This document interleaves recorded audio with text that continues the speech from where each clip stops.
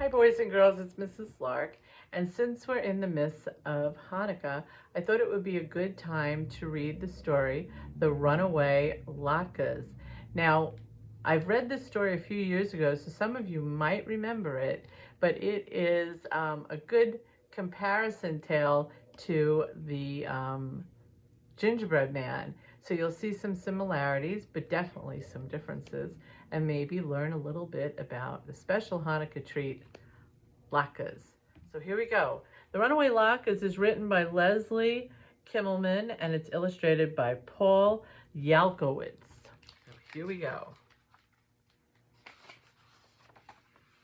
Hey, it gives a little note at the beginning telling you a little bit about Hanukkah, which if you don't know, the history of Hanukkah, this is a great way to learn a little bit about it.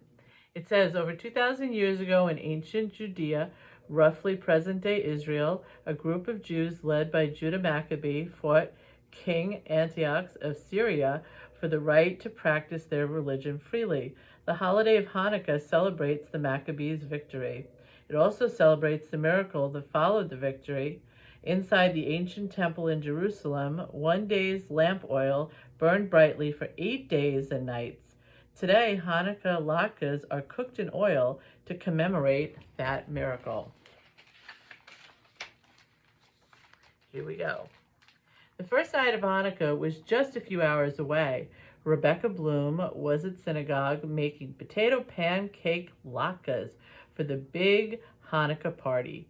Everyone agreed that Rebecca made the crispiest, tastiest, perfectly roundest latkes in town.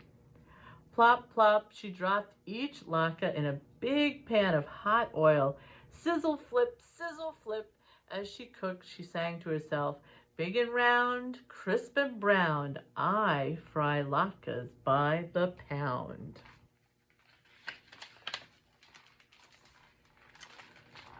Rebecca had just finished up her first panful of latkes when, to her amazement, 1, 2, 3 latkes jumped from the oil right onto the floor. They rolled out the kitchen door singing, big and round, crisp and brown, off we roll to see the town, and you can't catch us.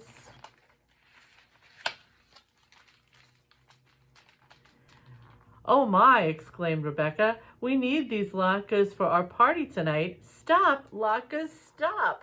But the latkes did not stop. They repeated, big and round, crisp and brown, off we roll to see the town, and you can't catch us. So Rebecca turned off the stove, grabbed a tray, and ran after the latkes. The latkes rolled along past the door to the rabbi's study. When the rabbi saw them, he closed his book and called out, stop, latkes, stop. We need you for the party tonight. But the latkes did not stop. They sang, big and round, crisp and brown, off we roll to see the town, and you can't catch us. So the rabbi chased the latkes, and Rebecca chased him.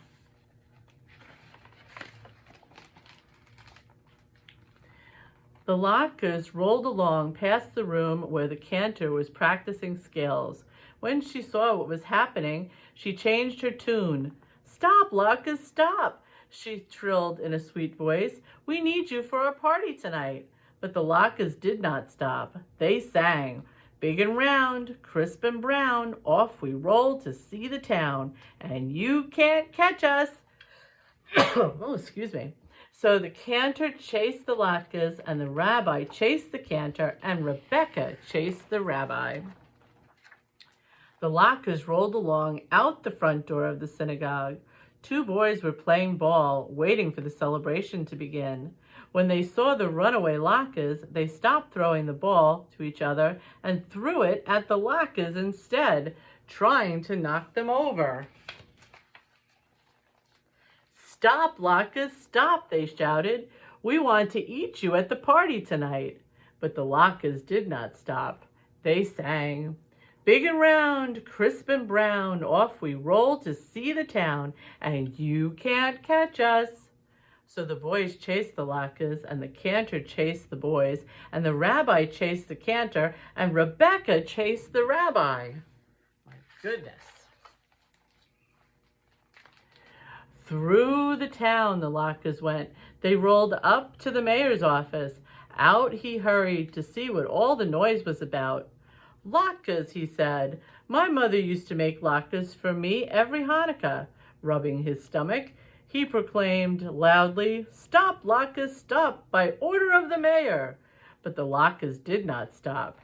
They sang, "Big and round, crisp and brown, off we roll to see the town, and you can't catch us."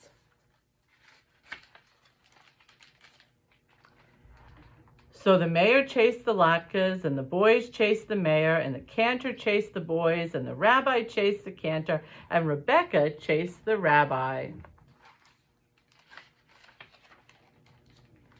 The Latkes rolled down the sidewalk in front of the police station where Sue and her partner Harry were just getting off for the day. "What's that?" asked Sue. "Looks like trouble." "Not trouble. Latkes," answered Harry, licking his lips. "Let's take 'em in for questioning." "Stop, Latkes, stop," Sue called out. "Stop in the name of the law." And Harry murmured, "Stop in the name of my empty belly." But the Latkes did not stop. They sang, "Big and round, crisp and brown, off we roll to see the town, and you can't catch us." Now, after all this rolling, the Latkes were hot, even hotter than they had been in Rebecca Bloom's frying pan. Just ahead of them, at the edge of town, was a cool, wide river called Applesauce River. The Latkes rolled straight toward it. "No!" cried the police officers, and the mayor, and the boys, and the cantor, and the rabbi, and Rebecca. "Stop! You'll get all wet and soggy. Then no one will be able to eat you." The Latkes hadn't listened before, and they didn't listen now. But just as they plopped into the river, ker-plunk, a miracle happened. A modern-day Hanukkah miracle. In front of everyone's eyes, the water in Applesauce River turned into real applesauce, the perfect bath for 3 crispy Latkes. Rebecca blinked. Then 1, 2, 3, she plucked the Latkes right out of the river and put them on her tray. There was just enough Latkes and just enough applesauce for each person to have 1 bite. Even after the pancakes' long trip through the town, they tasted heavenly. "Still just 1 bite, the mayor sighed. "I suppose 1 bite will have to do," Harry sighed. "And look, Applesauce River has turned back to water." "I wonder if I'll ever eat anything so delicious again," Sue sighed. "Of course you will," Rebecca answered her. "This very evening, you're all invited back to the synagogue for a Hanukkah celebration." Sure enough, at the synagogue that night, Rebecca made certain there were plenty of latkes for the rabbi, the cantor, the boys, the mayor, Harry and Sue, and everyone else who came to the party. They lit the menorah, spun dreidels, danced, and noshed far into the night, singing, "Crisp and brown, big and round, better latkes can't be found." And they were right. And that's the end. And at the very end, there is a recipe for Rebecca's latkes. It tells you how to make them, all of the ingredients you need and all the steps you have to follow. But of course, because it's made with hot oil, you need to make sure that you have the help of a grown-up. And make sure you have a little applesauce, or maybe if you prefer, sour cream with your latkes. I hope you enjoyed the story, boys and girls, and I wonder if you saw the comparison to the gingerbread man. I'd love to know what you think. Have a wonderful week, everyone.